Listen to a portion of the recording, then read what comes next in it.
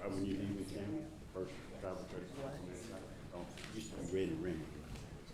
When you go with that, Hey, Kayla, you ready? Thomas, you ready? Y'all ready? All right. Good morning, everyone. I'd like to call the meeting to order. It's Wednesday, August the 16th. This is the morning agenda session. I'd like to get Mr. Sonny to say the pledge and Mr. Kirk to say the prayer. Please stand. flag, I pledge allegiance to the flag of the United States of America and to the republic for which it stands, one nation, under God, indivisible, with liberty and justice for all. We'll recite the Lord's Prayer. Our Father, who art in heaven, hallowed be thy name. Thy kingdom come, thy will be done.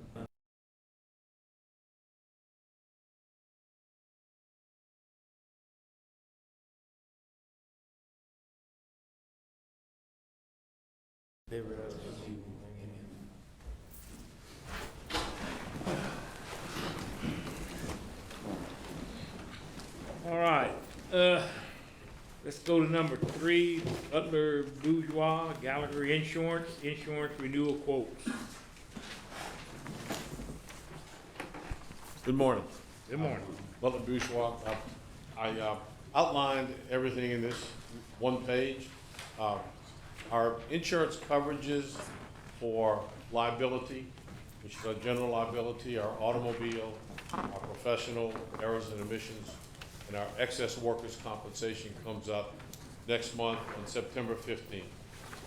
In talking with our Travelers underwriter who underwrites the general liability and automobile, and our Midwest underwriter, our estimates for this upcoming renewal should be on average about 8%.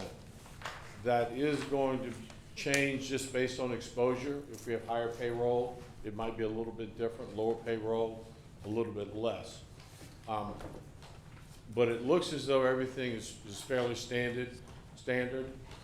If we've added 10 vehicles, we've taken off 10 vehicles. So I don't expect a big change there. It could come in a little bit less than what we're anticipating. Next board meeting is on the 13th, and we'll report full final numbers then. I did outline just the coverages that we currently have in each line of business, and down at the bottom, the premiums that we've had right in the middle of the page, the premiums for each line of business that we've had from 2021 to 22, all the way to our estimate for this year. And you can see we're estimating sort of being back to our 21-22 overall premium for the casualty. And then we have the fire department program that renews at the same time on the 15th.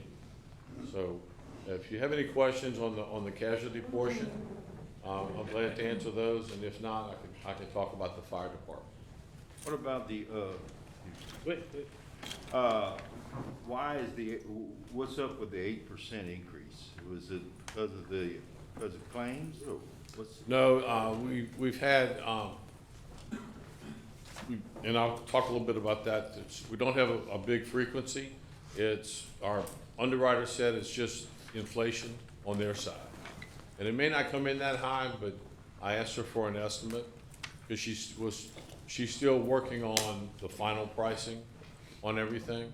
But she said overall, Travelers has seen about an 8% increase on average. Some a little higher, some a little bit less. And we have added back some fire stations and some buildings, fire station buildings. So, I mean, that's gonna make it increase as well, because there was no coverage for those over the last 2 years for the storm. Now we're putting them back. As far as claims, how many claims have we had? Anybody know? Since the storm, In In the last year? the last year, I think we've we may have had, one or two claims, one or two incidents that we've reported. I know we had a slip and fall that we reported, just last week, or a couple of weeks ago. And then we may have had, I don't have the exact history, but we may have had one or two, incidents, but I don't think they're gonna come of anything. We have done a lot of training, over the past year, with the staff. I just, you know, Right. look like every year we're going up and up and up, and you gotta say to yourself, at some point, you gotta figure out what's driving it up. Yeah, what makes sense. I And, mean, and 2 years ago, if it's not the claims, we're just getting ripped off, and, you know, maybe it's everybody. I know my personal stuff is going up for no Yeah, reason. and I don't have no claims of mine that's No. going up. No claims, you know, I understand, but Right. I was just wondering if it was claims, the reason it was driving it. no, actually, down at the very bottom, there's about 8 items that we have worked on from a risk management and training standpoint over the last year.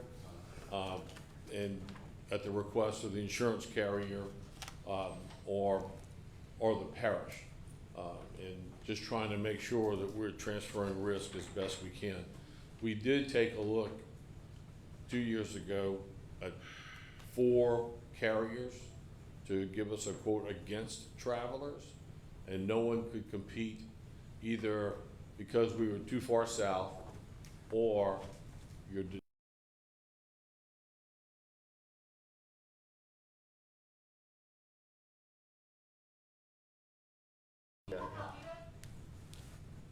Recently, I had a person tell me that his insurance had went up, so he called his agent and they trying to find out, the company, and trying to find out how he could reduce his insurance. They told him that one of the ways was to go take a defensive driving course, class. Is that possible? Would that affect any of our rates or health? Well, it'll, They doing that now? Yeah, look We're right. doing that now. We I just, ain't read that for. it's okay. We're doing that right now. We just implemented, online safety training for everyone. So if you work outside, you may get a heat assessment one showing you how to prevent heat stroke or other items like that. But everybody that's eligible to drive has defensive driving. They get a link. We've got it all in a system. Everybody gets the link. It goes out to them.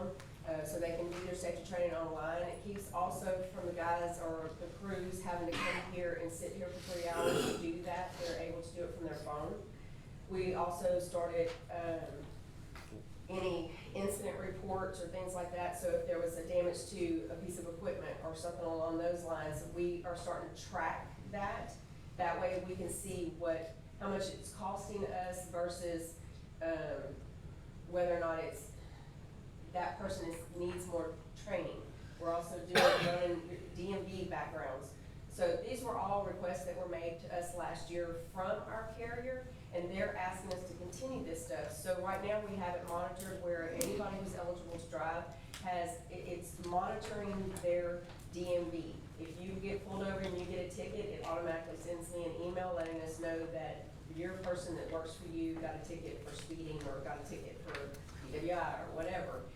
Hopefully not, but we're getting those monitors so that we can keep track of that and do whatever we need to do to prevent the ongoing issues of any damaged vehicles or any damage to equipment. Whatever we can do to start saving us money across the board. So I mean, that's what all of this defensive driving or training is doing. so, and that was my point earlier. You're doing a lot of the right things that you need to be doing to minimize any increase. And a lot of it's just geared toward, we only have the industry increase. And we're trying to minimize that part. By not having claims, you do get an experience credit, actually just built in automatically from the state. So potentially that could help lower. With no claims, you end up with a better credit. So we're waiting their final numbers but I'm, right now to give you an estimate, I'm using sort of her industry estimate that she's given to me. Well, just wanted to give you a good idea of And where. I want Butler come in next month, 2 days before the renewal, and say, okay, this is what it is, and this is the best we can do. That's what we've been working on. So, I mean, this is where we are right now, but that doesn't mean this is where it's gonna stay. We're going through, making sure all the vehicles are up to date, equipment's up to date, things that are being renewed is there, and things that need to be taken off have been. So, I mean, we're working on it, and we have added some fire stations back, so I mean, that does make a difference too. Right. So can we get the figures of what is the percent we're saving by spending all this money sending them to school to get certified? It's free, it's part of the chart, it's So that part is free. of our, yes, all the online training, it comes So- with our, What is I wanna know the percentage of savings with all this. Even though it's free, we got guys sitting there doing all this, even though they're online on the road, they're not working. So how much is it costing us for them to take it? I don't expect them to do it at home because it's their job. I understand. Okay. But I wanna know, what's that saving, because this is a big increase. I'm with Lee on that, and it should be saving us more money than this. Okay. No, I'll get that from the underwriter. I have one question. Yes, sir. How do we rank, how does our increase rank with the rest of the country? How the national average and our increase look? We're seeing 12 to 15% across the board. I just delivered one at 15% a month ago, and every other carrier that was available. We had 4 of the carriers take a look at the same account, and they couldn't compete with the pricing that was available. On the casualty side, property, it's been a lot higher, and we're not dealing with that right now. We've already renewed that. But on the casualty side, we're seeing 12 to 15%. If it's not driven by accidents or incidents, then why are we having such an increase? We should at least be at the national average by 12, 15%. If I figured it right, it's 25% for this last year. So it's 8%. Then for the next year, going into 24, 23, 24. Yeah, it's about an 8% average from current to the renewal. That inflation, what's driving that? Oh, so you, defense of litigation, right now, in Louisiana, your verdicts are not, they call them nuclear, like they are in Colorado, places like that. So nationally, Louisiana, I think fares better, but we have more litigation that we have to defend just within Louisiana. And then the cost of medical, if somebody does get hurt. We're not having the claims, so we're keeping our frequency down. So that's keeping us from being closer to the national average as far as increases are concerned, okay? So we're doing all the right things Atlas has asked us to do. And so we're gonna be on the minimum side of any increase from their standpoint. I think you're a brave person. You standing up front of us talking about insurance right now with all the insurance prices that are going up. We were supposed to have a meeting, an insurance meeting. Half our staff is tied up in situations this morning. So you being up there to answer questions, I would like to know this.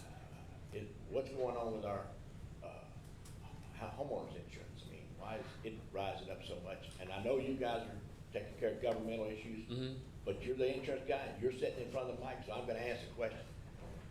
Well, you have and we have the same problem trying to insure our clients. So you've got a host of stable carriers, which are the State Farms, the Allstates, the Fireman's Funds of the world that are financially capable. And they want to write X percentage of the risk in Louisiana. When they go to get rated by the rating bureau, AM Best will look at how much exposure do you have in Louisiana in swaths. And so they have to control that exposure. So what happens is when their tank is full, we have these not quite financially strong insurance companies who are coming in to fill that space. And some are, I mean, they're barely making money. They're reinsuring their risk with insurance companies, and when a disaster hits, they can't fund all the claims that they've had. And that's one of the reasons why you've seen a delay in claims paying. They're trying to drag that out over a 3-year period where they might be able to recoup more premiums to pay their claims. And ultimately, several of those carriers have gone bankrupt, and they're out the picture. And so now the state has tried to draw new carriers in, but we can't fill the capacity.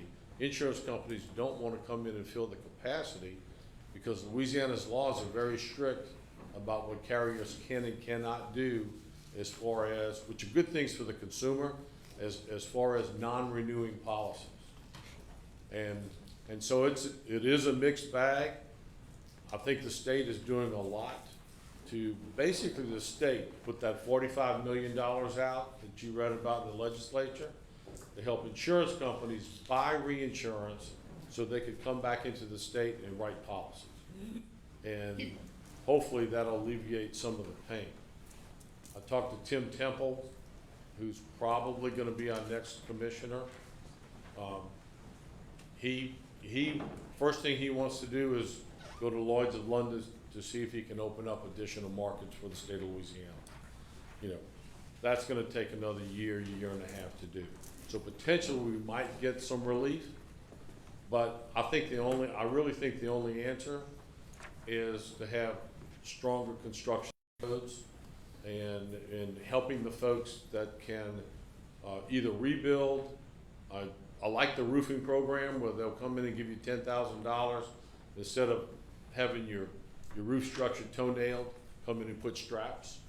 I think that's a valid program. I think it's gonna help and minimize a loss in the event of another hurricane, a Cat 5. Cat 5 is pretty strong. So I think it's gonna take time. I think the state's doing what they can. I think Tim Temple, I see him being the next commissioner, is committed to trying to solve that problem. And it may require some legislative help to do it.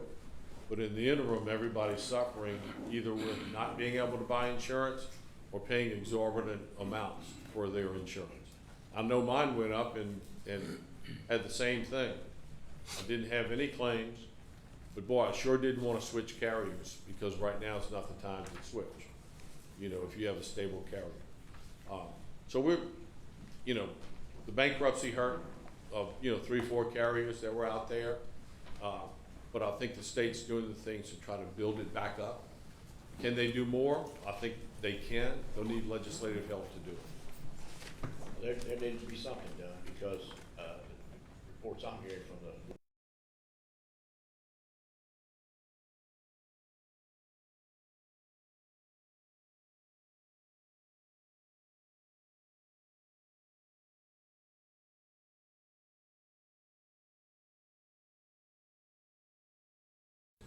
the cost is too great to go in. And you add flood on top of that, and it makes it worse because flood's required.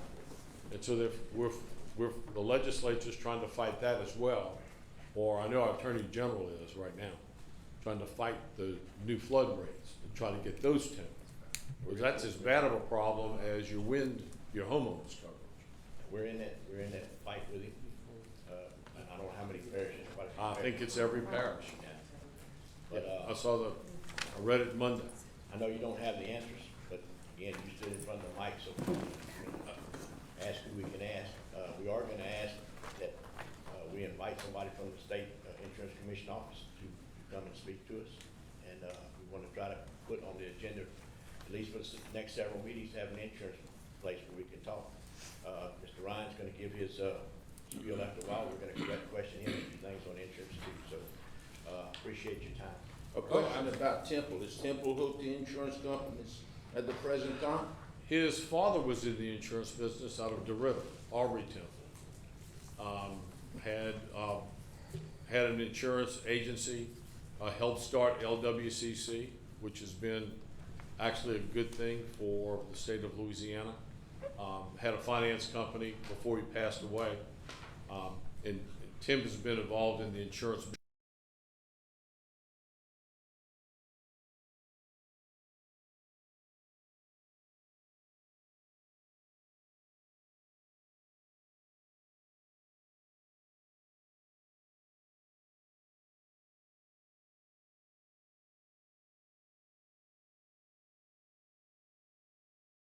That's what I'd like to do.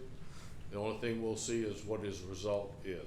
But I think he's willing to come, probably willing to come down and talk to you about what his plans are and what your issues are, and have a conversation about it if you want him to come down. We'd like to have. Definitely. Okay? I'll send him a text. I met him the other night. He said, here's my cell phone. If you have any questions, send me a text. So I'll tell him that you'd like to visit on that. All right. Good deal. Appreciate you. All right, thank you. Okay. I did want to mention one thing.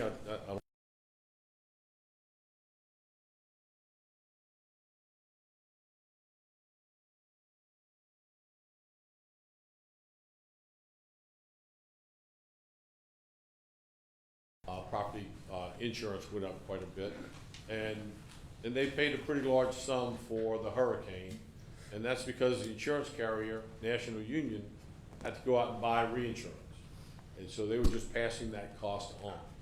Our expectation is we're probably going to see about an 8% change there, maybe, but it depends on what their cost of insurance is.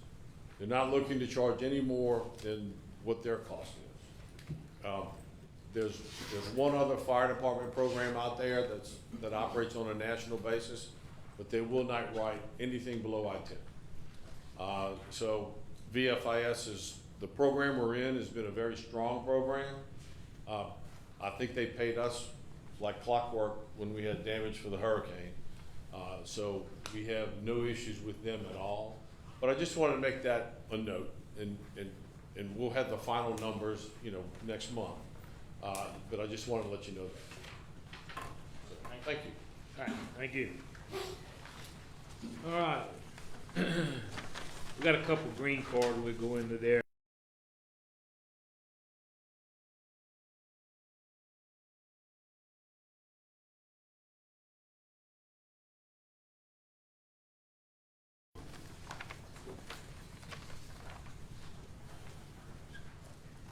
Morning, gentlemen. How are y'all?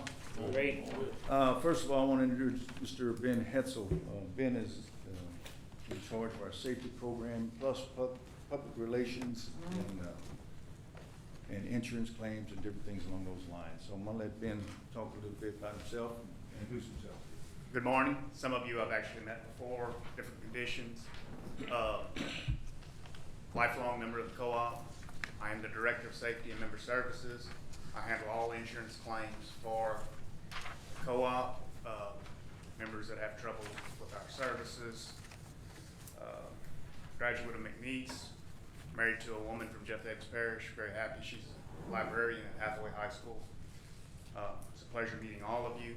I look forward to working with you. Thank you. Thank you. I'm here today to update you, talk about our transmission line that's being constructed.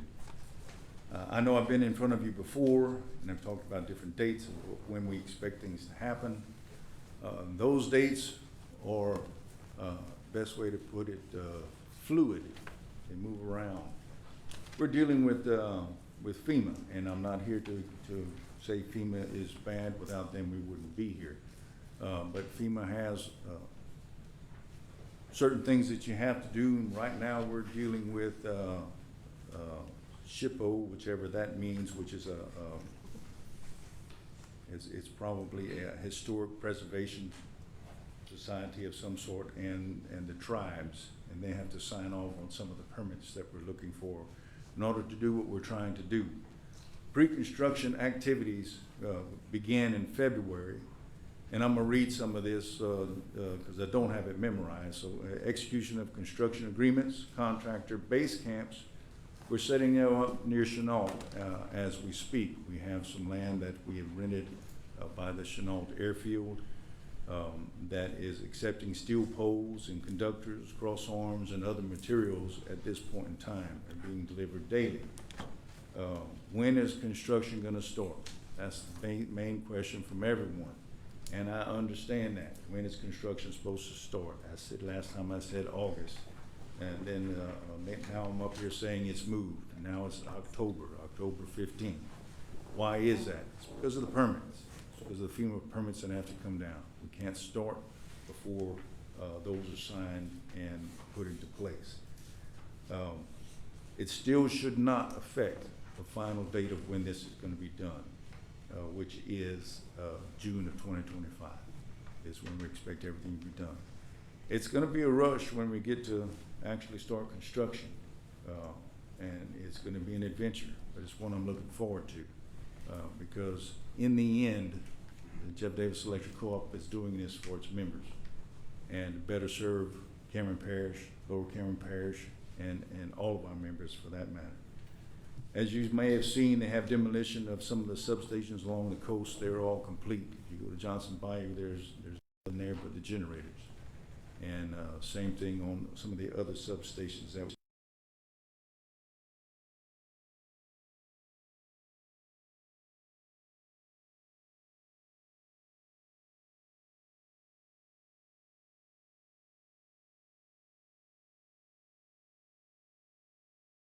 and Louisiana 1 calls are underway. Some of you may have gotten letters stating we're looking for land rights to come across with the transmission line. We'd appreciate all of the help that we can do. We'll work with all of the landowners to try to do the best we can to make sure that this transmission line is built, but doesn't cause any inconveniences to our members, to the people of Cameron Parish.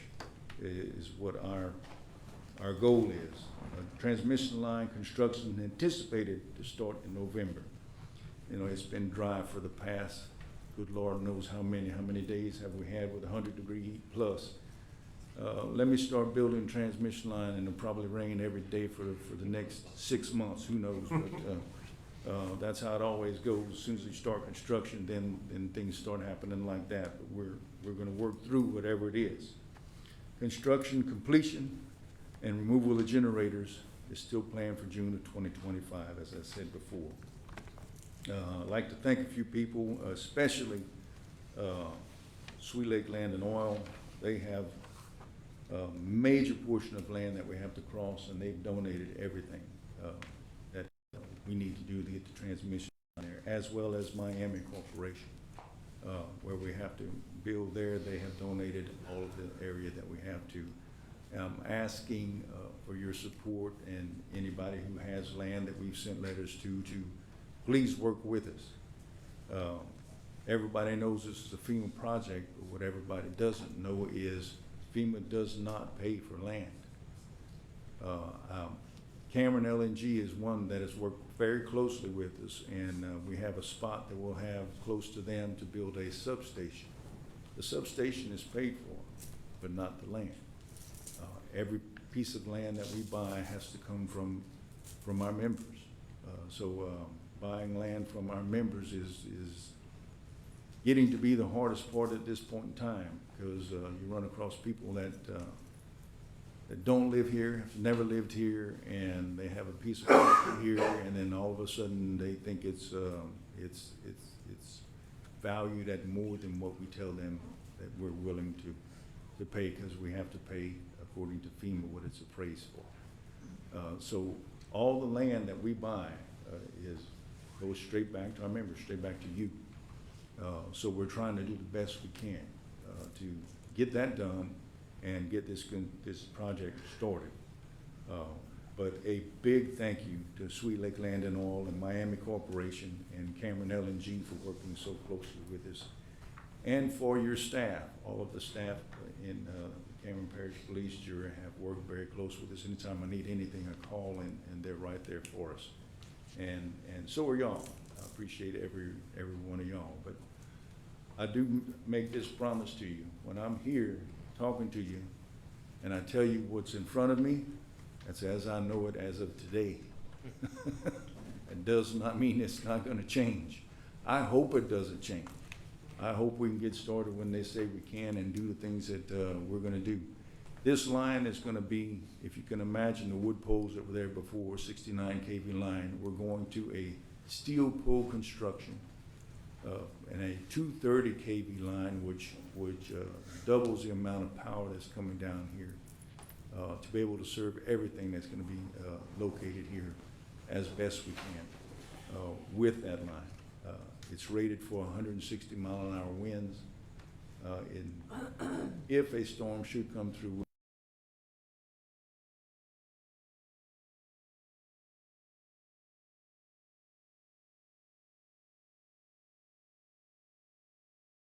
it's going to stay. And I say that with confidence, knowing that Florida just went through their hurricane. They rebuilt all their distribution, or all their transmission stayed right where it was, and that's the same type of construction that we're going to be doing here. We have different land, how you put it, soil, than anywhere else in the world. And it's a challenge to make sure that this transmission line is going to withstand 160 mile-an-hour winds. So we're going to be driving pilings very deep. We're going to be putting steel poles very high. But I'm very confident that whatever comes through, we'll be here rebuilding the distribution system, but that transmission system is going to be standing just as pretty as when we put it the day we put it in. Again, I thank you. I ask you for your help, especially with any landowners that you may know that have questions. If they have any questions, tell them to call the co-op or the number on that letter that they received. We have a couple of land companies that are doing the field work that can answer a lot of the questions. So are any questions for y'all from? Have any questions? Yeah, I got one. Sure. When you get south of the bridge, with all this construction,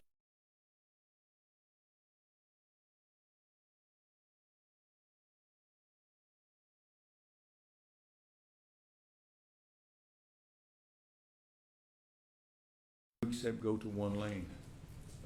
And it's gonna be a challenge. And we realize that it's gonna be a challenge. Where we can, we're getting off the road to where we don't have to block the road at all. And that's some of the plans that are still underway, working with Sweet Lake Land and all. We're gonna put it in a certain place. And they said, well, why don't we put it here? And that way we're gonna have to stop the road and everything's gonna be better. Agreed. So when it comes to actual stoppage of the road, you'll see where they have a pilot car that's sitting and waiting, and then that pilot car will drive everybody through, then go back the other way as you've been through before. But as far as not stopping traffic at all, that's an impossibility. There's no way. I am not going to stand here and say it's not going to be a problem. But it's going to be a situation that we're going to work through as best we can. With the laws as they stand and doing everything that we can do to minimize the effect that it has on the people coming in. Y'all gonna work 12-hour shifts or around the clock or? That is yet to be determined. Around the clock costs more money, so I don't think it's gonna be around the clock, probably 12-hour shifts. And from what I understand, I've never seen a transmission line like this being built, and I've been there 37 years, and once they get rolling, get out of the way, because they're rolling. And I can't wait to see it. I'm gonna be as excited as y'all are. It's kind of like the one built for Fouchon, going to Fouchon's. That's Got a correct. pad right off the road, they rode, they rode with that thing, that was quick. Yep, it's gonna be exactly like that. The company that is building it is called Quanta. Quanta is the biggest privately owned transmission construction company in the United States. And then EP Bro is our contractor for the substations, and they have a very good, very high recommendation, and they've won the contract for that. And all those things will be taking place simultaneously. It'll be the first time that we've seen a transmission line of this size being built, plus substations that are elevated to 500-year floodplain, plus 1 foot. That's gonna be an adventure for me to see a substation in the air, which I'll be excited, because what caused all the problems in the past has been water inundation into all of the substation, causing the transformers to go bad and all those things. So hopefully we'll have it way out of the harm's way, up in the air, and be able to supply power almost immediately after the storm. The only thing we'll have to do is rebuild whatever distribution, and also we can do with that. We can really hit that and get that done in a timely manner. So we're working with everything we need to work with. We'll be glad to work with anyone we can and need to, and we're looking forward to it. And if you want to pass by Chenault, you can see all the materials. It's just trying to get the doggone permits finished where we can actually start construction. First start of construction, you'll see towers being built right by Intercoastal Waterway. The 230 has to have towers. We looked at underground for the 230, but what you need for that is it costs less to build towers, if you can believe it. Now, under the Calcasieu River, it will be under. It will be a submerged line, that direct drill. But everything else will have towers over the Intercoastal and over the Mermentau. And we're getting all those right-of-ways settled and signed and doing everything we have to do to get this project started ASAP. Any help we can get, we thank you, and I thank all of you, and I thank the staff. And I can't wait until we can have all this done and have some power down here and get off of those damn generators. What about the hike rates here lately on the light bills? Everybody's some of them is tripling. Fuel surcharge is going crazy right now. You're correct. I mean, and the price of fuel didn't go up that much. On our contracts, which was signed 25 years ago, we had a contract with LNG, not LNG, sorry, NRG. I've been using LNG so long it comes out automatic. NRG. We signed that contract in 1999, and it was a 25-year contract. And that 25-year contract had fixed prices on the fuel as best as you could, but it also had fixed sources, is the best way to put it. Jeff Davis Electric Co-op right now until 2025 is in a contract with a company called Cleco Cajun, which is a subsidiary of Cleco. Contract we had that was signed in 1999, if you remember back then, there was no gas. And there wasn't gonna be any gas. And gas was shutting down. Fracking hadn't been invented yet. And we had the best contract in the world because it's 80% coal, 20% gas. We'll have as much coal as you want and everything's gonna be great. And then time happens. Fracking happened. Natural gas went down more than we ever thought it would, although it's a little bit higher now. Coal plants are getting shut down instead of built.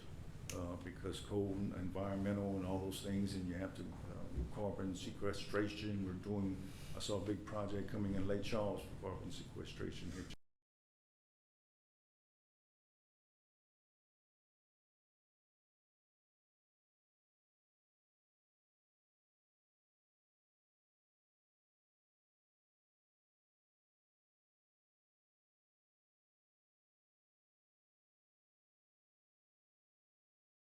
From gas, even if they bought 100% gas and generated the power to you. So my fuel prices, Jeff Davis fuel prices are going up because it's based on coal, and that's going to be till 2025, but it's not a doggone thing I can do about it. We have a new contract coming out in 2025 that we negotiated with Nextera, which is the largest generator of electricity in the United States as well, to where we'll be able to go to the market and not have that scenario of 80% coal, 20% gas. So when you see your fuel and it keeps going up, it's because Cleco Cajun has the right under the contract, no matter how they generate it, even if it's 100% gas based off a natural gas plant, they charge us as if it was generated 80% by coal and 20% by gas. So that's— Coal prices are going up. That's exactly correct. And coal prices are going up because they're closing coal plants, and we're backwards, is what it amounts to. And 25 years ago, it was the best deal there was there. and very proud of it. Today, not so much, but when we made the contract, that's why there's no longer any 25-year contracts for power. We'll do 5-year, 6-year, 10-year, because you never know what the future's gonna hold. But our next contract will be much better and based on a mixture of the market, what's out there on the market, more so than a fixed price of whatever coal is and whatever gas is. That's a long way to explain So it. we're pretty much stuck for the next 2 years, right? Yes, sir. I'm not gonna sit here and say anything else except But just people need to know. it's the truth. The truth is we have a 25-year contract that ends in February and March of 2025. We've tried to buy out, and it's been the same thing as if we paid every month, and they said, nope, we're gonna get our money, and we're gonna get every cent of it. And if I was them, I'd do the same thing. But until then, that's where we are. So I'm looking forward to the future in many different directions. Power supply contract, transmission line, serving LNGs, watching Jeff Davis Electric grow. When we grow and we make money, the money doesn't go to stockholders in other states. It goes right back into Jeff Davis Electric Cooperative. It goes right back to our members. And anything that we do, whether it's an upgrading of the system, if we make profits, or if we make profits and it goes into the system and we can lower rates, that's our ultimate goal, is to try and do that. That's all I got, unless I got any more questions. Anybody got any more questions? Everybody good? Thank you very much, sir. Appreciate your time. Thank you very much. Have a great day. Okay, we have another green card, Mr. Ricky Commodale, Mobile Motel. No? Okay, before we go any further, I'm gonna turn to Scott and, have him give us an update on the hospital down here in Cameron, Lower Cameron. We had a few phone calls about it and wanna know what's going on. Well, first of all, had I known, and the board known this, that Joe was gonna come out and ask me this question, the board would have been here. So I don't know what kind of ploy this might have been, but anyway, I can give y'all a little update. And Tom's in court, but Stephanie would have been down here and the board had they known. But this is kind of like off the cuff, not actually this. As right now, the board is in negotiations. I can read kind of what Ms. Steph gave me a little update, but I knew it. It's they're in negotiations right now with someone, and the health unit, of course, and the hospital. The architects are drawing it up right now. They should be getting an update here within, hopefully, make an announcement.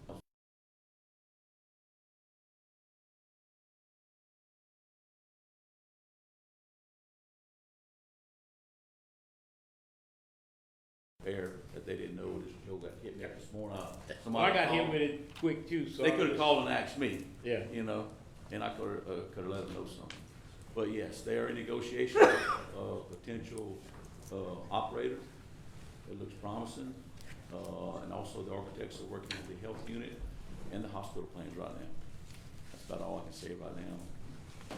But should be having a hard answer hopefully within 2 weeks. I'm hoping. That's what I'm hoping. Okay, well, we'll get the board here next meeting and Yes, we board can give here next everybody an meeting. update now. Definitely had engagements in Lake Charles, meetings in Lake Charles.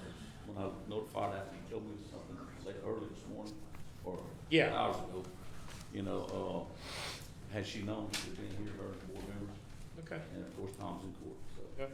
Next month, we have it lined up where they'll be here. Yeah, they'll be here to Talk to us and explain what's going on. So, good deal. What about Katie's not here? So y'all have any update on her stuff or? There's a, PowerPoint in y'all's packet that shows the different projects that we're working on and, where we're at with them. Randy? No. She's working with, Randy's the project manager over all of the projects, so. No, that's fine. I didn't know if she left y'all something or something. No big deal. We'll skip her. 'Cause She just left the gotta- PowerPoint, and for y'all to look over it. If y'all have any questions, let us know. Okay. If you don't mind, Sonny and I attended a drainage board meeting yesterday see Mr. Jimmy's in the back. The weirs come up again about the, Sonny took a lot of notes, him and Gabe. Yeah, Kara's not here today, so I really didn't get a chance to visit with her. But I'm gonna ask you guys, just let you know, the Cameron Creel Watershed project has been sent out for bid and accepted. And we asked before, I forget how many months ago it was when they came and talked to us, that before they do that, they come and go over the operational plan with us. Well, from what I understand from the water board and from others, nobody got with them. They just let the contract out. So I'm gonna ask Tom if it's legal for us to do so, up into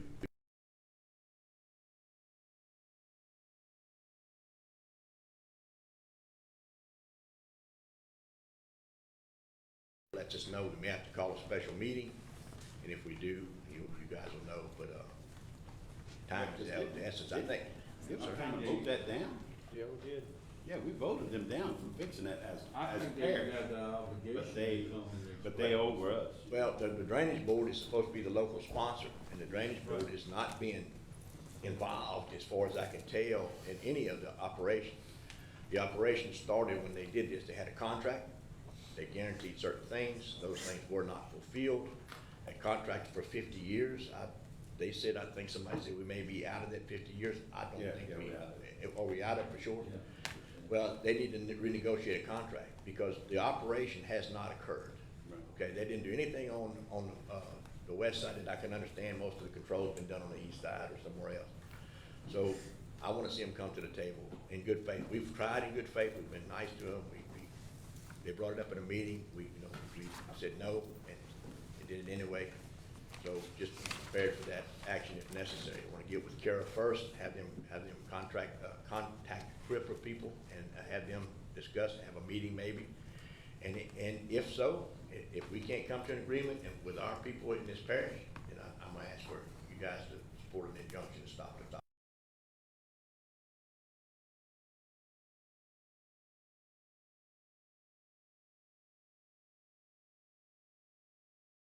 And that they were going to fix all the levees. The last thing we'll do is drop sheet ponds. They gotta be able to get in there with barges and everything, do all the work. Well, they weren't doing anything with the gates themselves.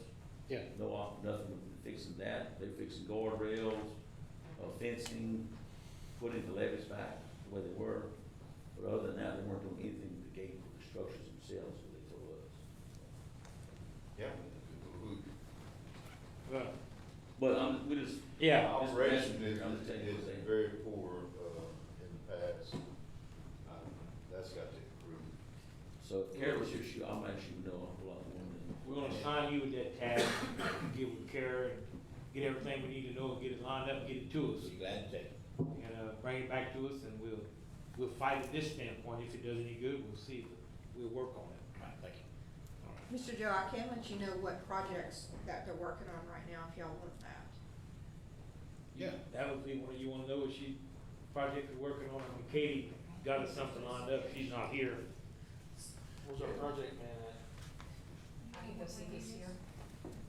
Yeah, we just shoot him in the foot trying to get him to say something he don't know. Yeah, so currently, Grand Lake Library is finished, Branch Near Library is finished, and Johnson Bayou Library, they're all in the warranty phase, as well as the multi-purpose building. The OEP Pavilion, I'm waiting for the contract to be signed so they can start on that. The Grand Lake Maintenance Board, the contracts have been signed. I think they've actually started a little bit of work on there. Dirt work, Doing some dirt work. The permits are finished. The fire stations are being worked on. Cameron is almost finished. I think they're waiting for a few things to finish the upstairs. Branch Near, I believe, is finished. Branch Near Bourne is finished. On the agenda is to go out for bid for the Cameron Creel Maintenance Board and Livestock Pavilion. So you said that the, North OEC. The North Cameron EOC, EOC, whatever. that is not ready to go out for bid yet. Why, what's the problem?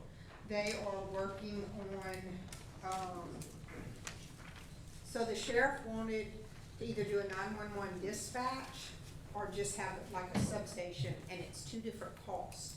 it's so much to do a whole full-blown 911 office in there as it is to just have a substation, because if they move 911 from here to there to where there's no stopping if the storm's coming, it's different lines that have to go in, so they're supposed to have a meeting with them. I thought that was going with the fire station. The North Cameron EOC, No, I thought the dispatcher was going on top of the fire station. Yeah. It's going to the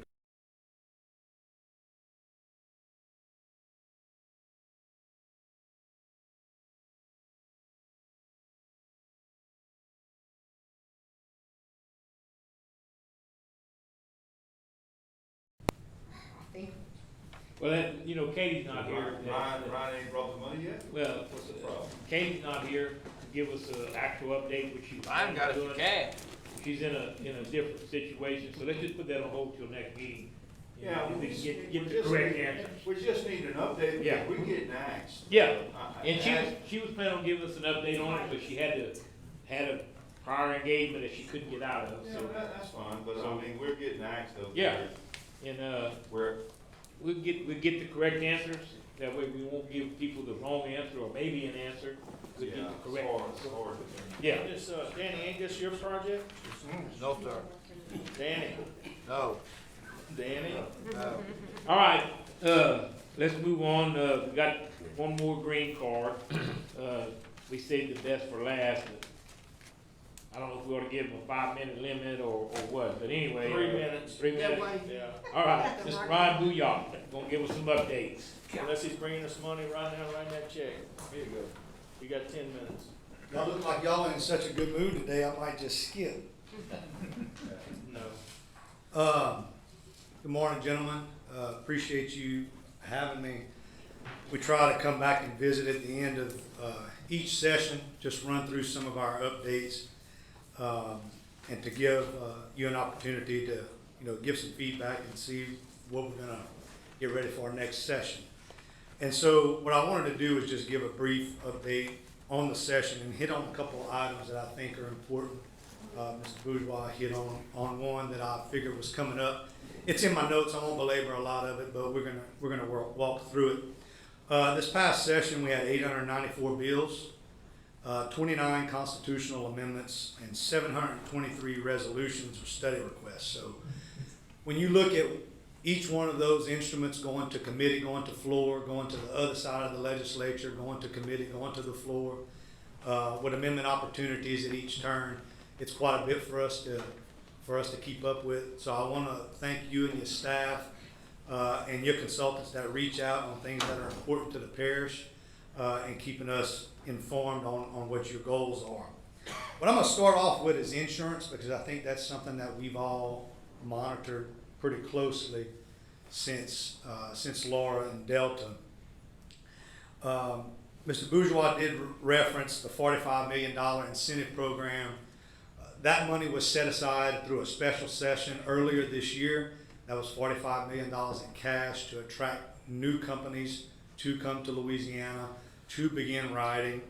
Through the commissioner's testimony, his goal was to move people from citizens and have them bundled and moved to private insurers. That was questioned by me when he was on the House floor, when he was recommending us pass this bill. I wanted to put it on the record that was the only option that the legislature was given from the Department of Insurance, from the insurance commissioner, from his staff members, however many staff members and consultants he has. The one option was fund $45 million in cash or do nothing. That was the option. Been the commissioner for 16 years. Before that was the chairman of the insurance committee. So that was our option. My question to him was, you're talking about this moving forward. What about the individuals who are still sitting from Laura and Delta and have not been paid? We're talking about moving people from citizens, having them bundled, having them moved to a private insurer. That's fine. Mr. Commissioner, this was my question to him. Can you tell me how many unpaid claims we have in Southwest Louisiana from August of 2020 and October of 2020. His response was, I do not know. And I said, could you find out from staff?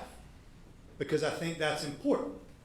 Because some of the unpaid claims that we have in our part of the state were folks who were own citizens, were moved, they call it bundling, they were bundled and moved to a private insurer, most of the time, probably 100% of the time, to a reduced premium. So when I was in Grand Chenier, my premium went from $1,900 with Citizens to $1,600, $1,300. You think I looked to see who was getting my coverage, what was covered, what the contents were, no, I saw a reduction in my premium. I thought it was a good thing, okay? So what happened in our parish, some of those companies that were bundled with Citizens policies, they did not look at their reinsurance. They did not look at their financial statements. They didn't know what capacity they had in the event something happened. Okay? That, I think, could have been avoided.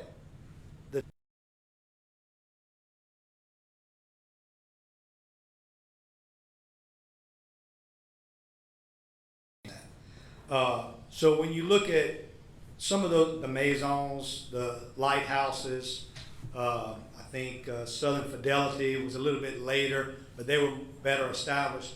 Some of those fly-by-night companies went bankrupt. And what happens when they go bankrupt, it moves to something called the Louisiana Insurance Guarantee Association, or LIGA for short. You may recall last year I filed a bill that was designed solely to assist homeowners who had completely negotiated their policy claim. The companies signed off on it. The homeowners signed off on it. The entire goal of that bill was to pay individuals what they are due. If the homeowner says $50,000 is good, and the insurance company says $50,000 is good, pay those people.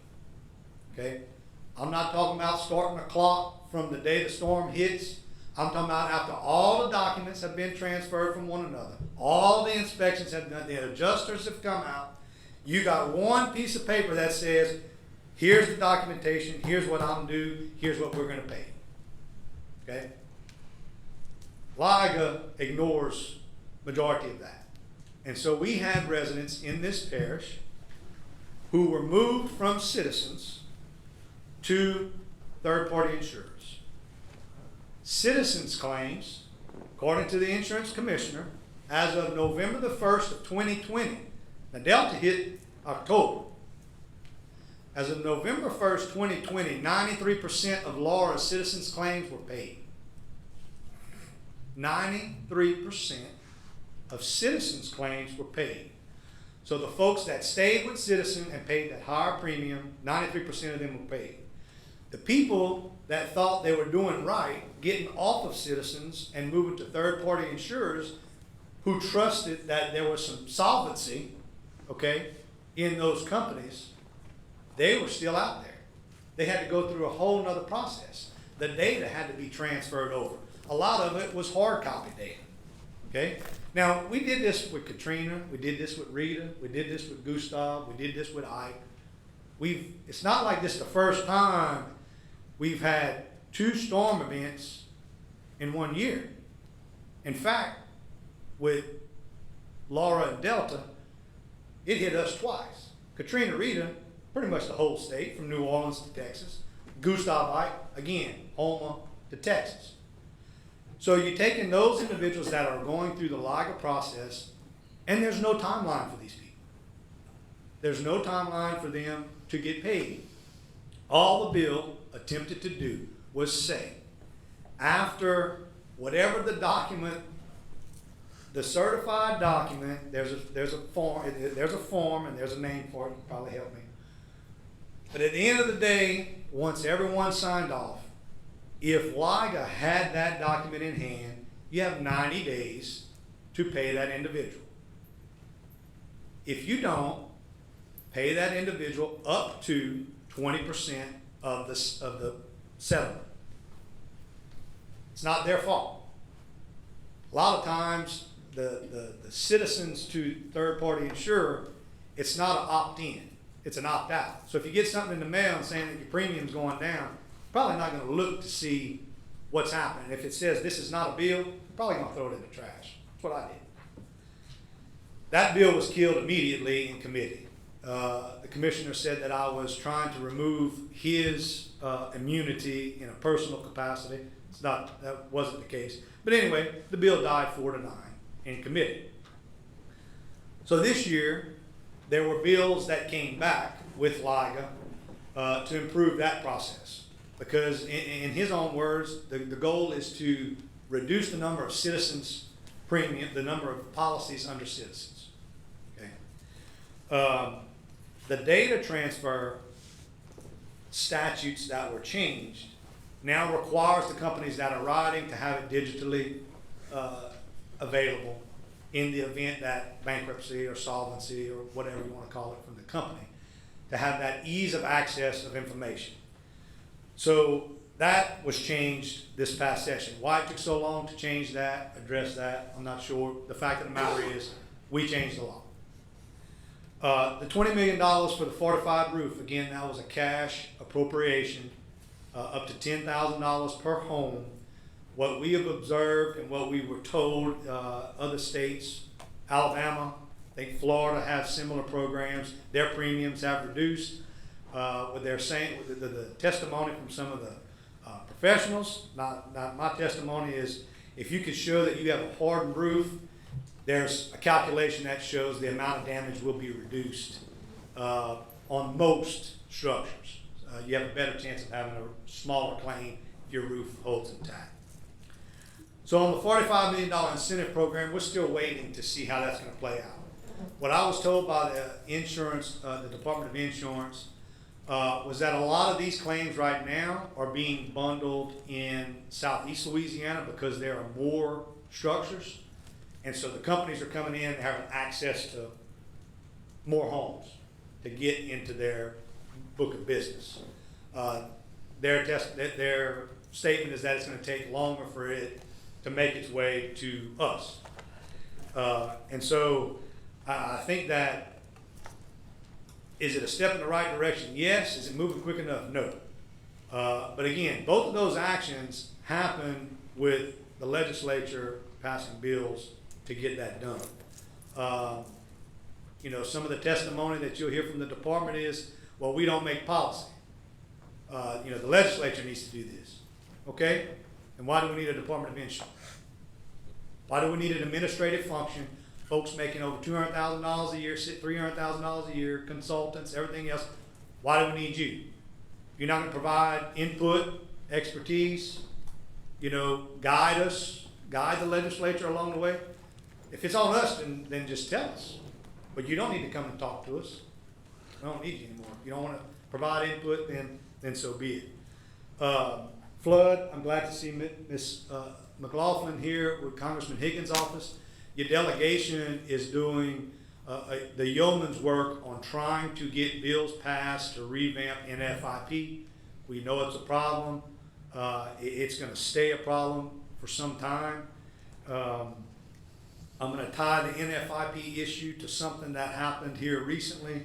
The 1 foot of freeboard that came out of basically nowhere through what's called the APA, Administrative Procedures Act, from the Louisiana State Uniform Construction Council, or Building, I think Construction, UCC.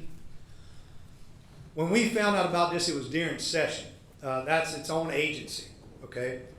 The coastal legislators convinced the chairman of Commerce Committee to have a hearing, which she was not required to do. So we were thankful to Chairwoman Davis for calling a hearing and allowing the public to come and talk against a mandatory statewide 1 foot of freeboard. I think it ended up being statewide. At first it talked about just the coastal area.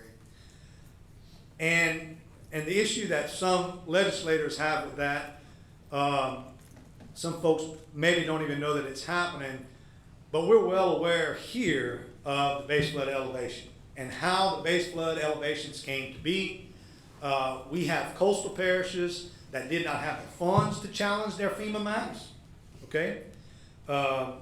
So their maps could be 4 or 5 foot higher than what they think is adequate. We had some funding back in the day in Cameron to challenge those maps.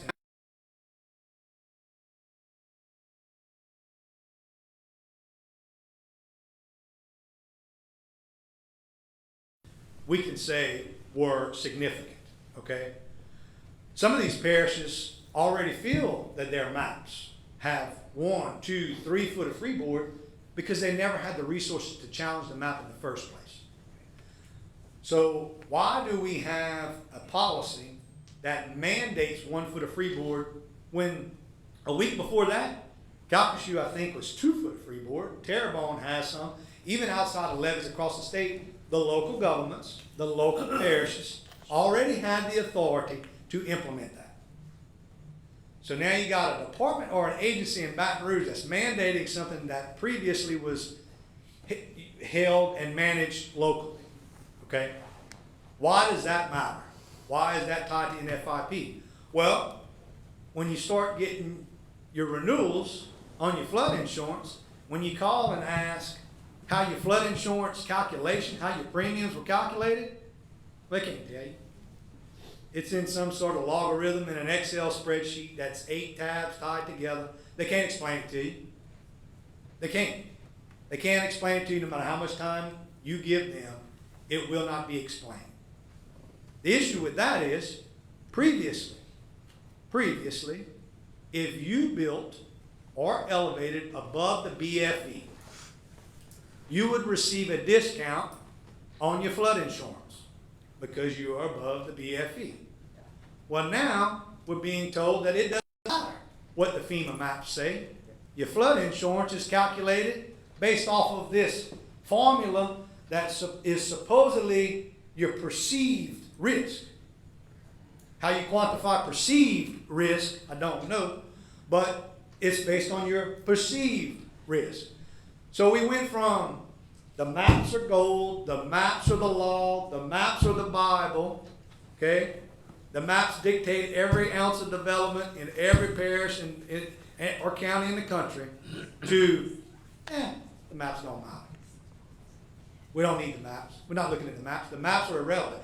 Doesn't matter if you're in an X zone. Doesn't matter if you're in an X zone, which means the chance of you flooding is minimal. If you didn't flood for Rita, or if you didn't flood for Ike, or if you didn't flood for Harvey, or for the August 2016 flood, or for Laura, or for Delta, some of these areas in the northern parts of the parish, I'd hate to see what's going to have to happen for them to flood. Not asking for it. But again, the X zone designation doesn't matter. How is that the case? Okay? So all of this is happening at the same time. It's all happening simultaneously. And they're divergent from one another. So you're going to have my commitment that on this 1 foot of freeboard, just based off of what we just mentioned, just off of the NFIP, off of the FEMA flood map issue, and off of the previous map issue of what the elevations were 15 years ago, what we were adopting in 2011 by 2011, to now where a federal agency is telling you the map doesn't matter.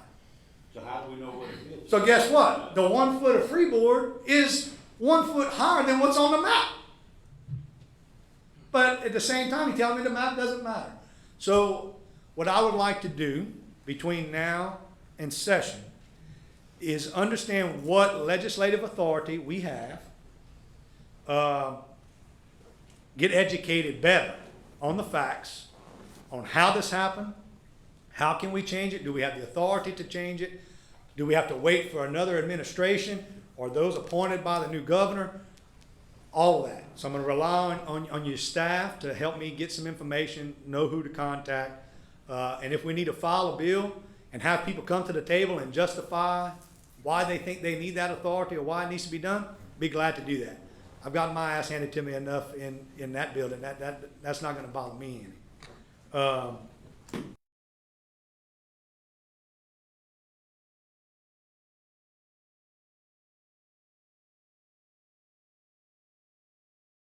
times that people come in, whether it be state or federal people, come in, need a local sponsor. We're the local sponsor of flood insurance in this parish.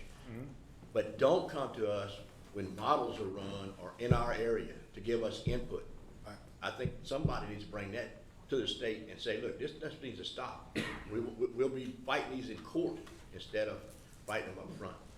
So I commend you for what you're doing, and I just wanted to throw that in there. Okay. There were some questions about the teacher's pay raise. I know I'm at the police jury meeting, not the school board meeting, but I'm sure you have folks that work for the school system. There was $2,000 for teachers and $1,000 for support staff that was approved. So in just in my time there, that's $5,300 in state funds that went to teachers' pay raise. Again, we're not at the southern regional average. We still got a ways to go, but that $5,300 just in state money is helpful. Okay. Per teacher.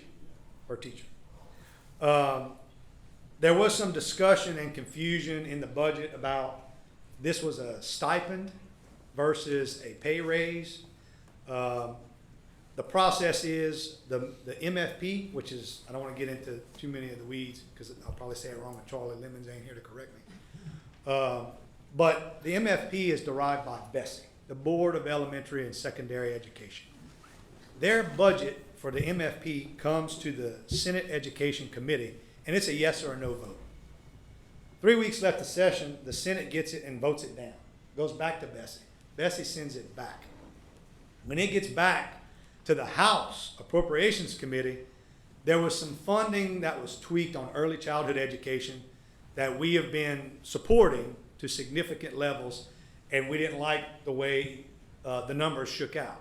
So we did not pass BESE, which would have included the quote-unquote pay raise. So instead, we did what the school board normally does. It's a 13th check, okay? Still on your W-2, it still calculates for your retirement, as far as I know. And we passed a subsequent resolution that instructed BESE to include all these numbers in their budget for next year. So it's already going to be incorporated in their budget permanently, moving forward. At the same time, we paid off about $200 million of debt for the retirement system. So significant amount of funding to paying off debt. I'm going to walk through some of the projects because I think it's important to get that out of the way. The Marshall Street pumps, this is the third year that we've gotten cash. We have another $200,000 in cash coming to the Marshall Street pump project. So that puts us at about $525,000 in cash from the state straight to you for drainage here in Cameron. The ferry funding, the last $21 million was appropriated through HB2. The ferry, we received some pictures the other day. The hulls are being fabricated in Berg, Louisiana. So what I've asked the department is to get us down there to let us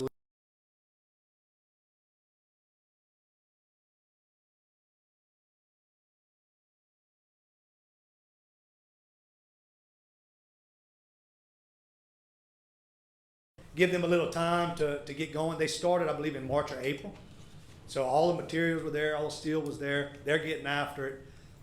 They asked us to wait, give them more time to make progress so you could tell what it is. And I appreciated that. And so what I would like to do is get some of you and go on down to Berg and take a look at the facility and take a look at the progress for those two ferries. The North Cameron EOC, that was $1.975 million in cash.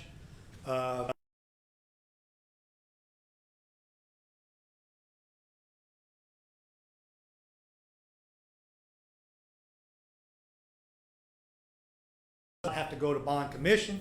There's no other step. You sign the CEA, you're awarded the funds. As for what Mr. Laverne screwed up on the plans and specs or the bid packet, I don't know. My only job was to get y'all to 1.975. Ma'am? I looked at our notes from the project last week, and the Construction documents were submitted on July 21st, and they're under review right now. Okay, thank you. Thank you, Ms. Johnson. Appreciate that. You did good. You did good. Stop the roll. The Calcasieu Oyster Culch project, that's $1.5 million. That was a cash appropriation in HB one to assist Ms. Monte's efforts out there on the lake. I'm gonna hit on coastal briefly. You know, we've been working on breakwaters for quite some time. Previously, the last 2 years, we had around $11 million in cash from the state, from surplus money that came. This year, we had another $6 million in cash that came just for breakwaters. We understand that the costs are increasing. We're having issues with the quarries, getting the materials down here, so forth and so on. So we have to adapt, okay? We can't just keep trying to do what we were doing. If the numbers are the costs are growing 200, 300% just on materials and transportation, mob and demob, we're gonna have some problems. So what we're trying to do is pivot. We know we got issues at Beach Prong, south of Highway 82 in Grand Chenier. You're seeing Beach Prong just open up, and it's moving towards Hog Bayou very quickly. If the Gulf makes it to Hog Bayou, I mean, I don't have to explain to y'all what that's going to look like. And that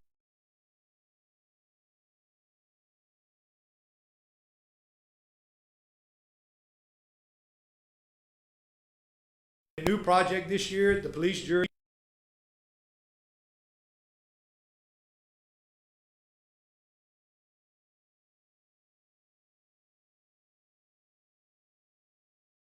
The ferry, the Gulf Protection, the EOC, the Oyster Culch, and this one I'm talking about, this Cameron Shoreline project for Beach Prong. We have $450,000 in cash to start that project, to start design. We already have work that's been done, okay? There are already concepts out there. You had the demo project at Rockefeller, you got the Rockefeller Shoreline project, Rutherford Beach, Long Beach, Little Florida. You already have data points here. In this instance, it's a little bit different. It's an open bayou straight to the Gulf. And so we gotta be aware of fisheries impacts on what we're gonna do out there, but we have to do something different. We can't afford to put all the rock breakwaters with that limited amount of money. So the $450,000 in cash ought to get us through design. Hopefully a new design, a new technique, just to slow the erosion process and hopefully stop it. We have another $2 million in subsequent money that we can move next year. If the design moves well, we get closer to permits, we'll have more funds that we can move forward on that. While I'm on coastal, I want to hit on one thing because I think it's important. In the last 3 years, we've gone up in the amount of money Southwest Louisiana has gotten. This year, out of surplus money, out of $148 million, we got $27 million of that with no local match. That's state money coming straight to this area. Last year, we had $23 million come to this area out of 106. So basically, our share went down, but our amount increased. The overall amount increased. And to me, that 23% from last year of the total awarded statewide was very significant when you look at population in Southeast Louisiana versus here. The population is not here, let's just be honest. But the fact is, you have continually to be engaged. The legislators understand what's happening in your areas, and they're being supportive. They're supporting us. So we need to continue to thank them also. When it comes to the CPRA board membership, my first year in there, we had one voting board member on the CPRA that lived west of the Chaparral River. One out of 19. In our first year there, co-authored a bill that changed state law. I was even on the conference committee report as a freshman member, where we now have 3 in Cameron and Vermilion. So we went from 1 from Morgan City West to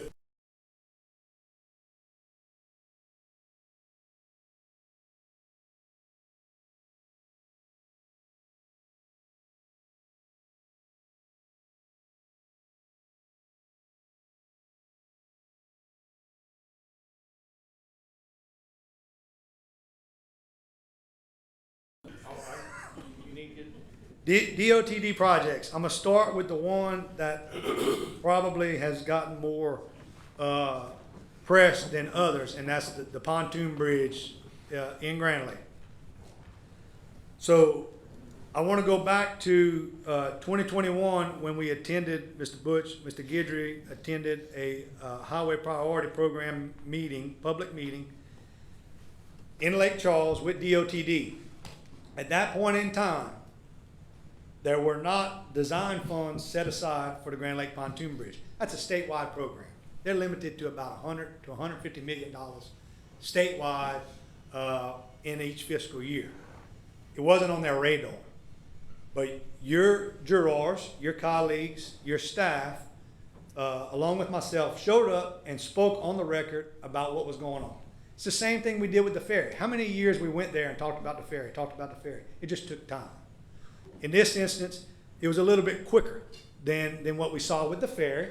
Just being honest, the timeline was shortened. But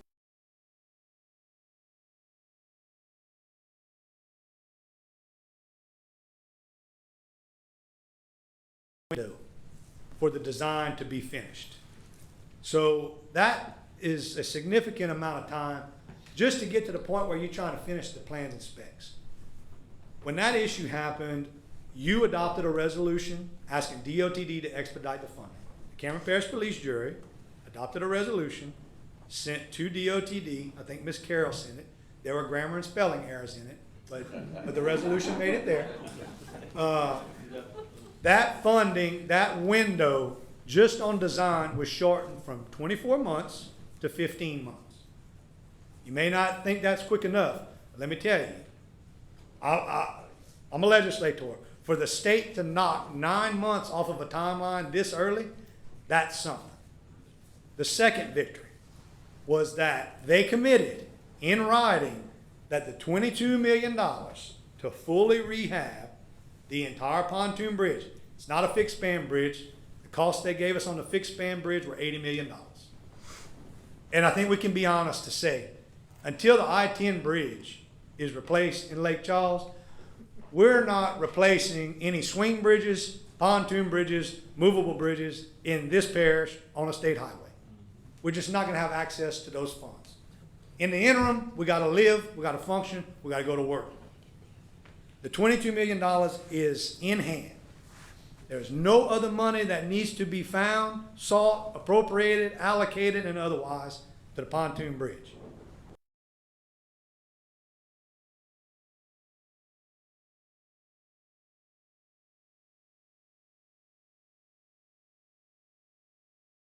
Ready to go December of next year, and the letting contracts ought to be in place by July 2025.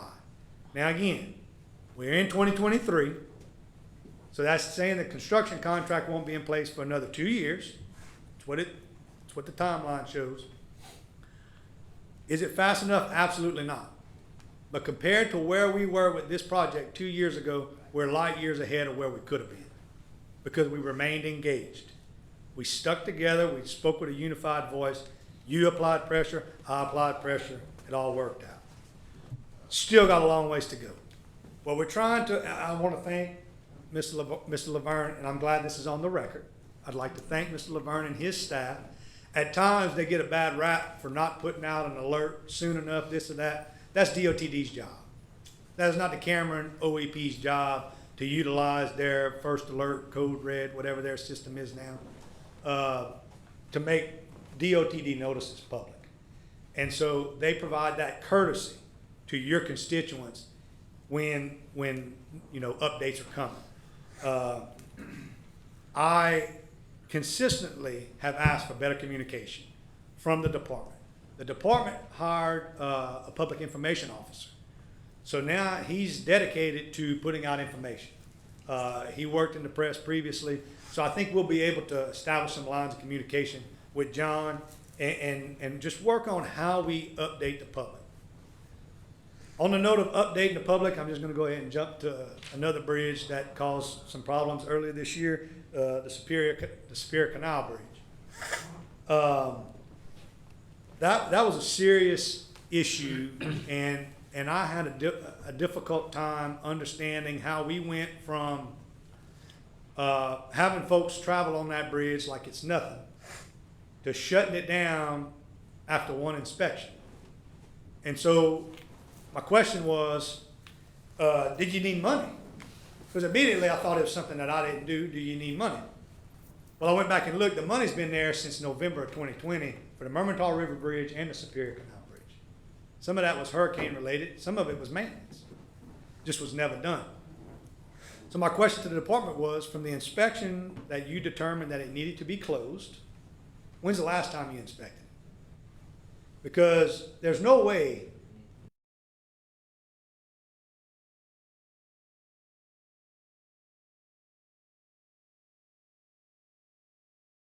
what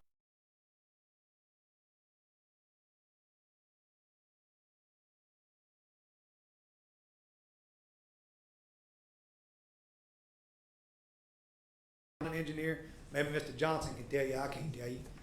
But now we're waiting. Why are we waiting? We could have identified those issues in prior inspections, fabricated what we think we're gonna need, and just tell the public, in the event that something happens, it's what we finally got them to do with the new aprons at the Grand Lake Pontoon Bridge. The last time it broke down, instead of opening it for 3 weeks and then coming back and then installing the new the apron motors, why don't you order the apron motors ahead of time? You know you got to schedule maintenance, you got to schedule closure, do it at the same time. And they did. To their credit, they adapted their normal timelines. So on Superior Bridge, what surprised me was not the number of people that travel that bridge. I got contacts from all over. I'm talking about folks from Baton Rouge, Alexandria,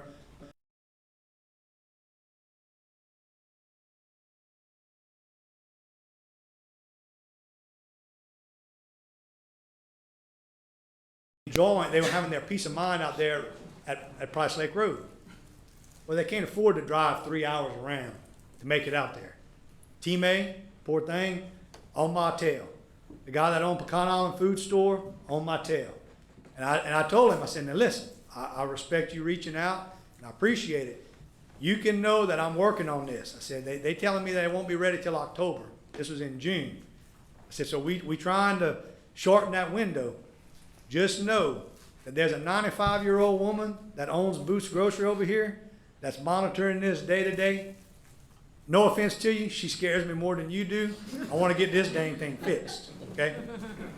And she did. She gave me a dollar value of what she was losing every month that Superior Bridge was closed. Now, it was written in pencil on a notepad, but she still showed it to me. Then she erased it. That project, coupled with the Mermentau River Bridge project, which they tried to shut down at the same damn time, which I thought was interesting. But we didn't. We got them to delay that, thankfully. That was around $6 million in funding between the two bridges that just were rehabbed. That's a start. But for the Mermentau River Bridge, in this year we have another $5.3 million that's going to further rehab the entire bridge. The Superior Bridge project, we have a replacement project that is scheduled. It's in design development. That should be about a 3 to 4 year window to fully replace that bridge. That $12 million is already in the Highway Priority Program. It's already there. In the Klondike area, we have Highway 717. There's a couple bridges on that route over a couple bayous. This is through the off-system bridge program. That's $2.7 million to replace those bridges out there. All state money. Mermentau, Highway 82 from the Mermentau River Bridge, basically from Mr. Glenn Duddleston's house to the Superior Canal Bridge, that stretch of highway that we never finished from Rita, that's horrible, that holds water, that somebody's gonna kill themselves out there. We have to address that. We have $7.3 million, that's for this fiscal year, to re-overlay. As far as we can go with $7.3 million, we've got to come back and get some more. We'll come back and get some more. East Creole Highway 2.1, some of that was storm related. They're going to do a little overlay on East Creole Highway, $2.1 million. Kelso Bayou Bridge rehab, $6 million. That's That's state funding. That's in planning right now. So it's the that's 3 to 5 years window. But again, that's $6 million in state money. So that's $58 million in state funds for DOTD projects, not counting the ferry. If you include the ferry, that's $104 million in state projects with myself, Cameron, Matt, about $60 million of that last year and this year in cash spent in your parish.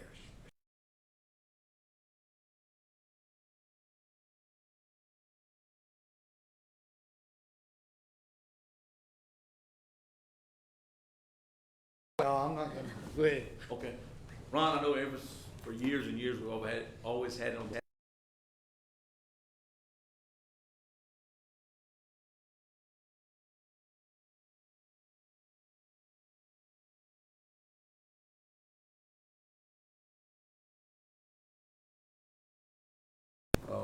Entry expanded, also Commonwealth on the other side, and widened it, similar to north of the Gippstown Bridge. Got it. I'm just throwing it out there. That's been on the wish list for 20-some years now or more. Just curious. So the parish has submitted that even as a capital outlay request on behalf of the department in the past. What I would suggest is let's take what we were able to do with the pontoon bridge issue. Why don't you next month you have staff develop a list of 2 or 3 priorities for DOTD.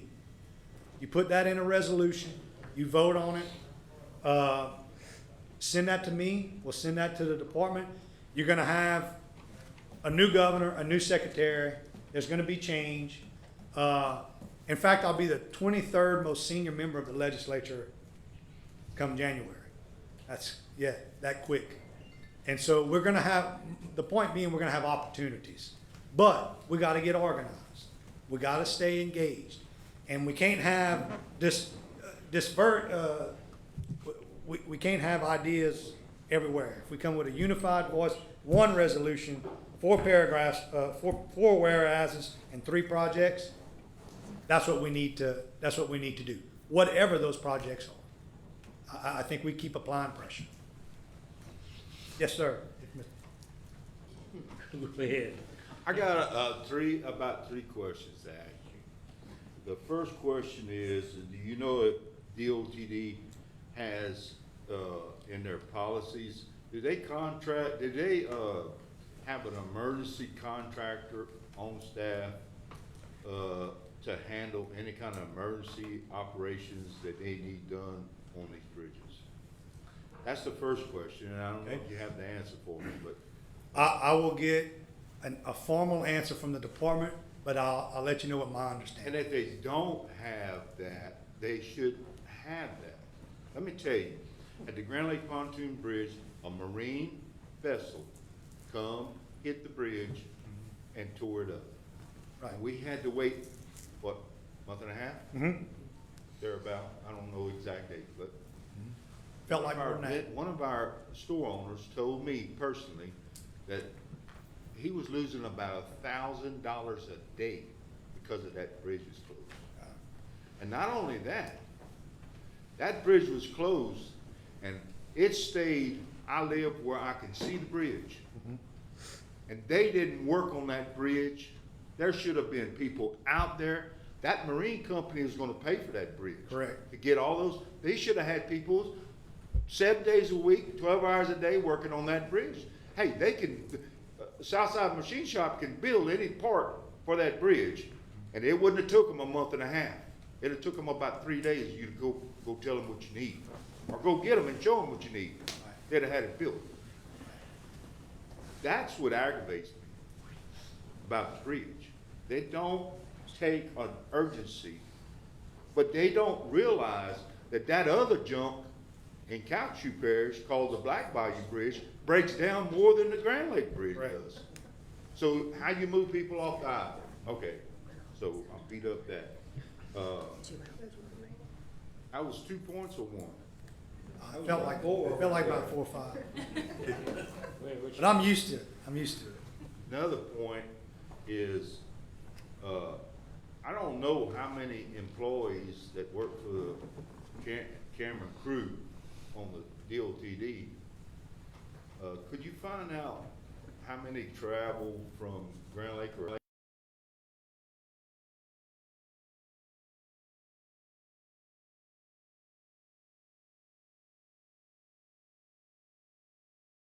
peelings and then pull them 12-foot alligators off the shoulder of the roads before somebody gets killed? I mean, this is my second month, and the same peelings was in the same place, and all it takes is an employee. Maybe I'll pick them up on my way home, but I don't know. But the 12-foot alligator is something new, and it was there north of Gibbstown, and the peelings are in the same place as they were right there by the refuge for the last month, for sure. Got it. Thank you. I'm done with that. Okay, Mr. Curtis? Council, the bridge in Hackberry. I've been after you for several years, well, since you've been in there, to try to get the road raised from the bridge all the way to the other bridge. Can you tell me if there's any possible way that we can get that moved a little bit faster? I mean, that road's gonna have to be raised at least to the level of the bridge to be able to get out of there whenever a storm comes. Every time we got 4 or 5 foot water coming across that road, so, and even now, it's worse now. I don't know if the ground's thinking of what the heck's going on, but right now, the high tide comes up to the road now, even getting on the road. So if we could get that kind of moved forward a little bit, if you don't mind. What I would suggest is continue submitting it as part of your capital outlay requests. The parish has already done that. You've submitted it, a few years now, if I can recall correctly. It's good to keep it out there, because when you can go and show other legislators that this has been applied for 4 or 5 times and we just haven't made traction, sometimes, and they can easily understand what the issue is, we can get traction and expedite some of that. One thing that was helpful, I know y'all submitted at high tides when it was getting closer to the road. We need to document that. And so it was helpful, some of the photos. Every time it happened, if someone could get a timestamp, and this is what I've been told by the department, if we could get a timestamp with a picture of what's going on, they may not have to wait and put it in the highway priority program. If it's some sort of an emergency type function, and we can document how many days,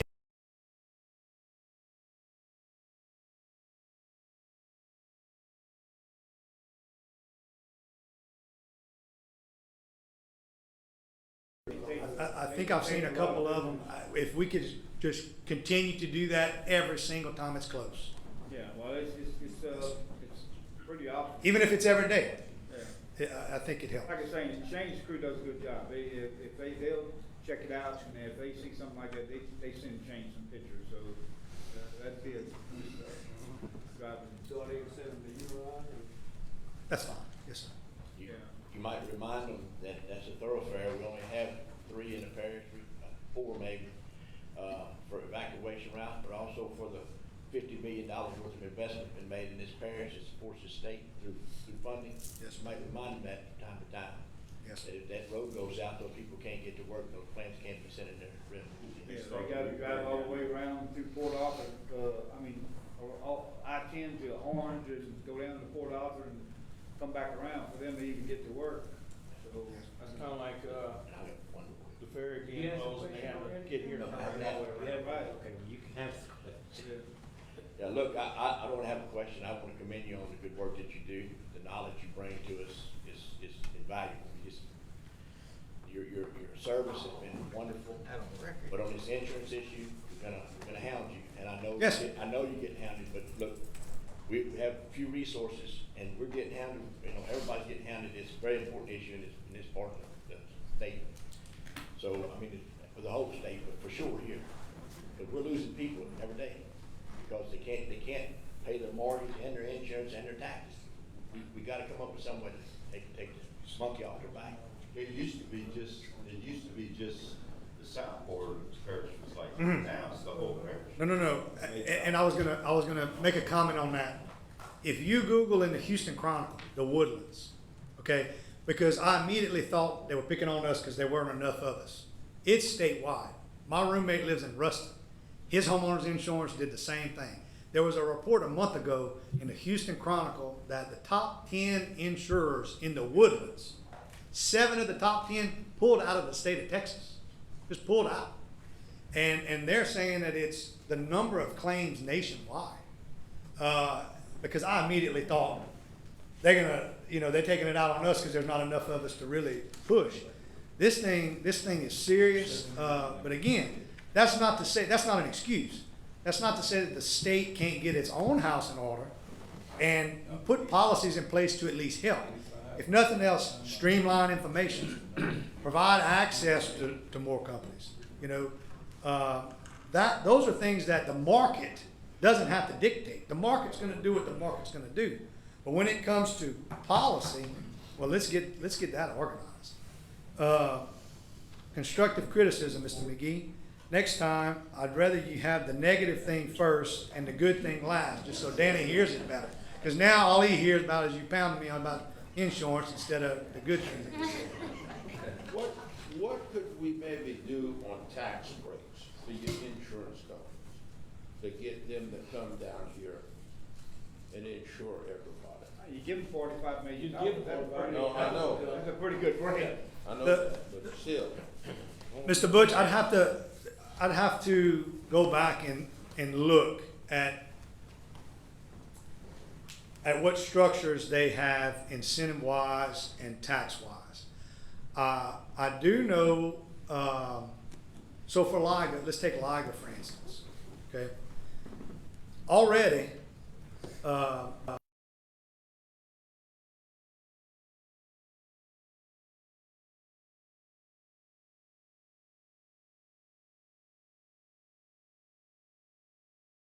all premiums maybe. I'm going to get that wrong. Actually, typically what LIGA will do is they will understand the breadth of the claim. They can go out and get funds to pay off all the claims. And then on every property policy that's written in the state of Louisiana, there's a percentage, it's not a tax, but it's a fee that helps pay those bonds off. So if LIGA has their house in order, they can pay quickly, and then we pay after the fact. And I've had that percentage goes up and down based on how much we have to pay off. So there is a system. And I think that for LIGA, one of the excuses for it not being more expeditious was there was only $148 million to pay all these claims. There's an annual fee that can be levied, and I think it's statewide, to build up that pot of money. And I think the companies can claim 10% of that a year over 10 years and basically get that in the form of a rebate. But, and I could be wrong, but I'm pretty sure from 2008 to 2020, that fee was not assessed not one time, I think. Not that I know of. I think.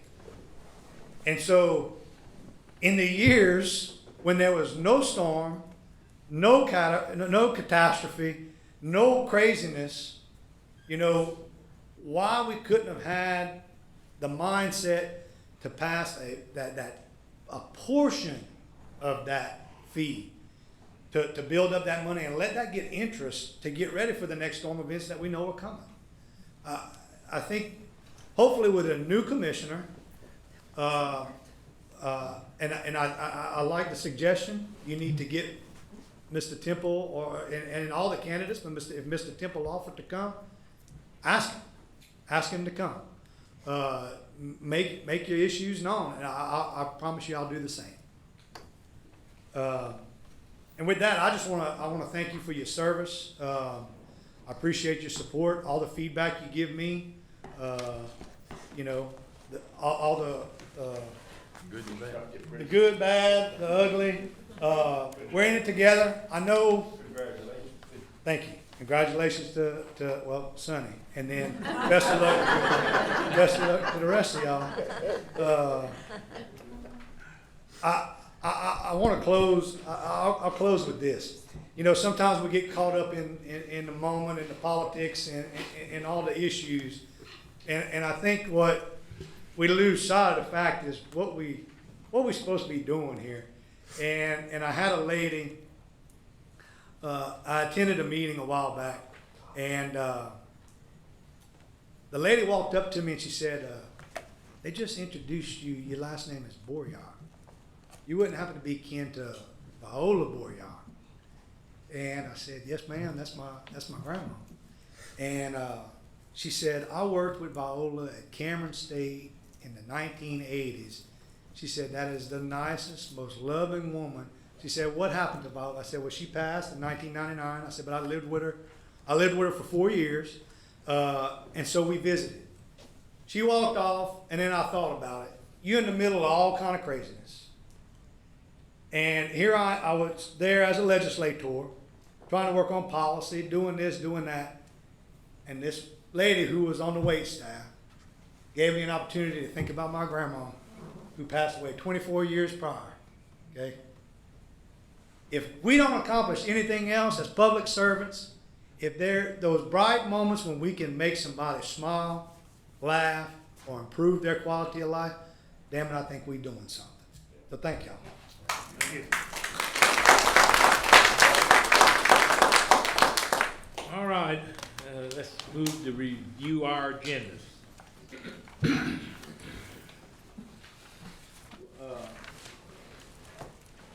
Number 19, the budget increase of the 2018 MSA with Maker to $2.5 million for permanent breakwater projects. What is that? According to the amendment that they sent in, they were using Volkart, and they're no longer using Volkart. So this is gonna be consultant for services to be performed under task order number 8. I don't really know anymore. I got this to put on the agenda, and neither Kara Oh, or maybe Katie. maybe we'll get an answer. Yeah, Come on up I to the mean- mic. Sure.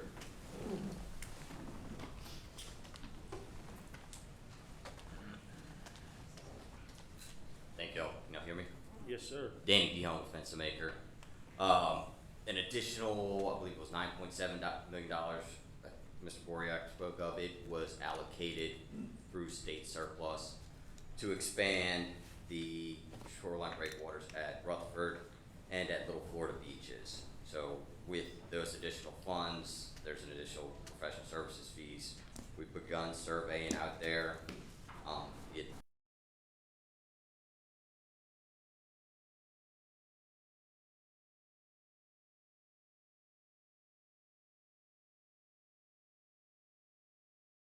under the same fee structure, just with those additional funds that have been made available for construction, the MSA needed to be increased to cover those costs.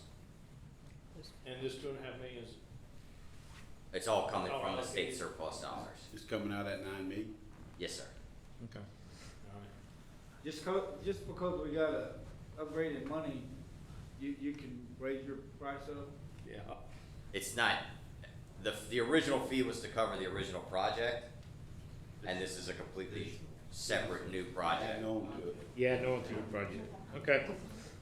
Thank Any other questions? Good deal. Can't ask the board for free. Nope. This number 18, Just for funds. that Grand Lake Petroleum, that the old boom store, Yes. that's gonna be the name of it? I don't know if Rather that, than grab and go? yeah. It's not grabbing them. And we got a finance meeting at 1 o'clock, right? Yes, sir. In this resolution, we're trying to get Secretary of Commerce to limit the amount of imported shrimp now, Yes. or to lower it. To limit it. Oh, There are Yes. restrictions in place. What this is trying for them just to make sure that they implement. So we can try to slow some of this imported down to Yes, let sir. the local people. Yes, sir. Joe, Yes, sir. on that deal with the shrimp, there's, one parish was St. James, I can't remember exactly what it was, Saint something other, but they voted a resolution to stop all imported shrimp in their parish. Import seafood, I think. But Import seafood. they're asking, the state's asking for a limitation we would like to pass that limitation all the way to 0. Yeah, that's We need to find out with these that other parish or other parishes. Yeah. Well, I'm in agreement with going to 0, they don't, Yeah. we don't Yeah. need them, we don't need them. It's not just shrimp, I think it's seafood. Seafood, yeah. In I general. don't have a problem with that. Ms. Kim, Ms.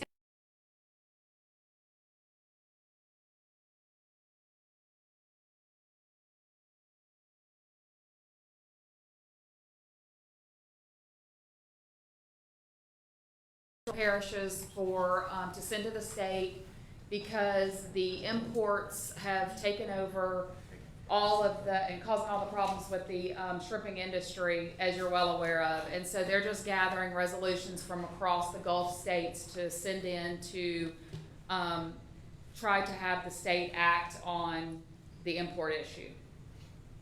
Yeah. All right. Makes Somebody was sense. at well, Sonny and I were at a meeting yesterday with the gravity drainage, and somebody brought that up about it. Yes. The seafood, completely seafood, like all the crawfish being imported, fish, everything inside, none on shrimp. This has almost killed the shrimp industry. Oh, yeah. I mean, That's why we it wanna has, go to it is 0. the single, We can put it to 0. What we were understanding was that this was a limitation, but there is parishes that have completely eliminated, and we would like to follow that footprint instead of restricting, we want to stop. Any and all. We don't need them. So we're gonna look for the wording of however they did it in their parish. We're gonna copy them and encourage other parishes to do the same. my understanding about stopping them is there's the free trade agreement, they can't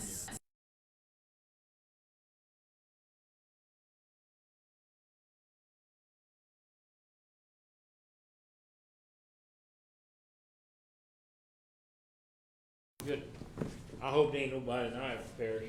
And I'm guessing maybe legally we can support both. We can support the restriction and then. Yeah, we can as a adopt parish. this one today and look into, doing a resolution to stop all of it. Okay. All Okay. I do know is mostly all our restaurants. It's all Yeah, we recorded. don't have very many, but they all get local. Hopefully, they're getting. Any more questions on the agenda? Y'all have anything, staff? Anybody anything else?